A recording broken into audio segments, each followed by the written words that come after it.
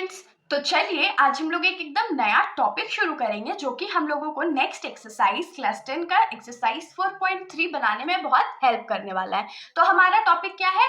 Nature of roots. तो अब ये नेचर ऑफ रूट्स होता है क्या है भाई? हम लोग को तो दिमाग लगाना पड़ेगा। तो नेचर ऑफ रूट्स जो है हमारा वो क्या होता है? तो जो हमारे रूट्स आते हैं, रूट्स मतलब जो एक्स के वैल्यूज आते हैं, यहाँ पर मैं लिख देती हूँ वैल्यूज ऑफ एक्स, वो किस नेचर का है? किस नेचर का है मतलब क्या जो रूट्स है वो इक्वल है कि अलग अलग है कि रूट एग्जिस्ट ही नहीं करता है। तो अब तो बहुत बच्चों के लिए ये टॉपिक डिफिकल्ट हो जाएगा, लेकिन ये टॉपिक बिल्कुल भी डिफिकल्ट नहीं है। चलिए हम लोग इसको फटाक से देख लेते हैं कि टाइप्स ऑफ रूट्स कितने होते हैं या जो नेचर ऑफ रूट्स है वो कितने टाइप्स के होते हैं।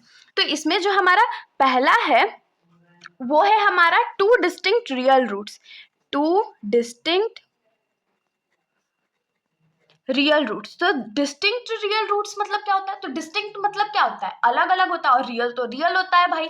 तो इसमें क्या हम लोग को पता चलेगा कि जो हमारा दोनों x का वैल्यू आएगा, क्योंकि क्वाड्रेटिक इक्वेशन में तो x का दो वैल्यू आता है, तो दोनों डिस्टिंक्ट होगा। डिस्टिंक्ट मतलब अलग अलग होगा, और रियल तो होगा ही, क्योंकि रियल में रूट भी मतलब रूट वाला आता है हम लोग का, रैशनल और इरेशनल नंबर दोनों आ सकता है। तो हमारा जो पहला है वो क्या आ जाएगा? Two distinct real roots. अब इसको फाइंड कैसे करेंगे? चेक भी तो करना पड़ेगा ना। तो चेक करने के लिए हम लोग क्या करते हैं, तो लिखेंगे बी स्क्वायर माइनस 4ac।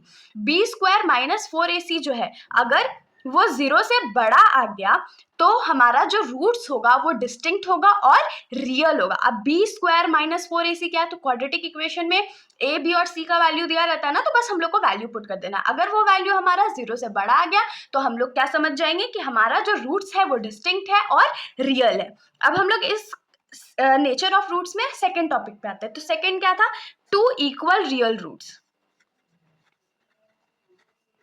तो टू इक्वल रियल रूट्स मतलब क्या हो जाएगा? मतलब कि जो हमारा दोनों x का वैल्यू है वो पहले तो इक्वल होने वाला है, और रियल तो होगा ही। रियल मतलब रैशनल नंबर भी हो सकता है और इरेशनल नंबर भी हो सकता है।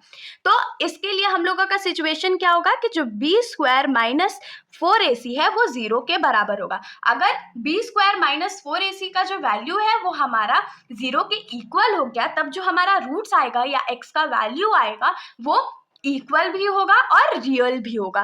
और हम लोग आ जाते हैं इसके थर्ड नेचर पे। तो थर्ड नेचर हमारा क्या है? No real roots. मतलब कि जो रूट हमारा आएगा वो रियल नंबर नहीं होगा, ना वो रैशनल होने वाला है और ना वो इरेशनल होने वाला है। तो इसके लिए हमारा कंडीशन क्या है कि बी स्क्वायर माइनस 4ac का जो वैल्यू है वो 0 से छोटा होगा। बी स्क्वायर माइनस 4ac का वैल्यू कितना होना चाहिए? 0 से छोटा होना चाहिए। तो होप सो इतना आप लोगों को समझ में आ गया होगा, क्योंकि जब हम लोग अभी क्वेश्चन सॉल्व करेंगे तो हम लोगों को वहां पूछा जाएगा कि नेचर ऑफ रूट्स भी आप लोग डिटरमाइन करके बताओ। तो अब चलिए हम लोग एक टॉपिक और इसमें देखते हैं, वो है डिस्क्रिमिनेंट।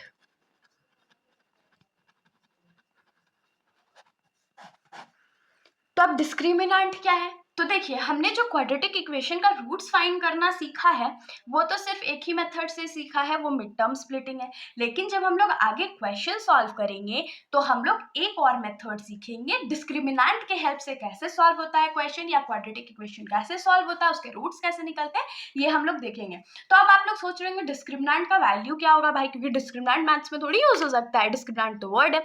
तो डिस्क्रिमिनेंट का जो वैल्यू होता है, सबसे पहले तो डी को डी मतलब क्या होता है? डिस्क्रिमिनेंट होता है, और इसका जो वैल्यू होता है वो होता है बी स्क्वायर माइनस 4ac। तो डिस्क्रिमिनेंट का जो मेरा मेन वैल्यू है वो क्या है? B square minus 4ac।